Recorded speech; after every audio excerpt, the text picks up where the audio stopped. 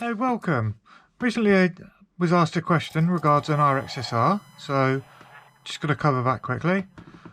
Just grabbed it out of my Zod Drift. It was the most accessible one I've got on hand, sadly. Poor guy has lifted his uninverted S.Port pad, which is this one here. This one is the uninverted S.Port. This one is uninverted S-Bus.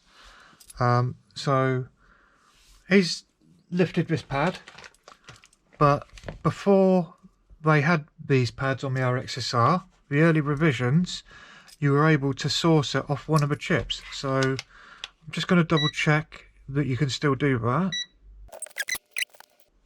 And it's the left leg of this chip here.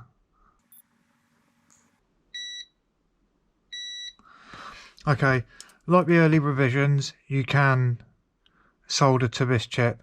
It is a minuscule chip, is what it looks like in reference to a pinhead, so it's a kind of a harsh undertaking, but it looks like there's a trace coming off from the right of this pad that you may be able to scrape away. I'll take one for the team and see if I can quick.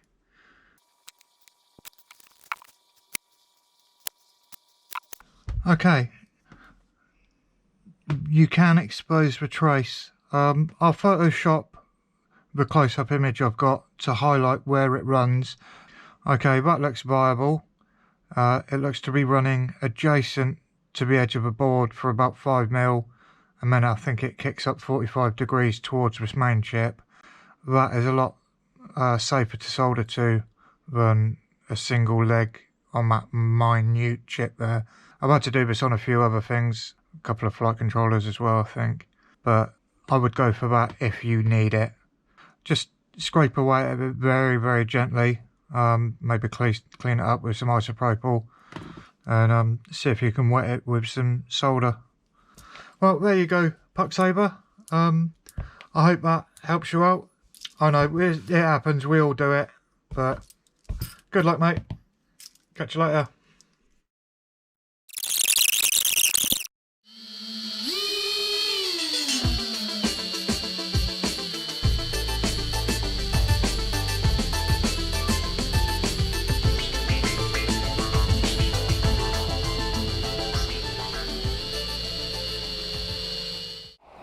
Io farei.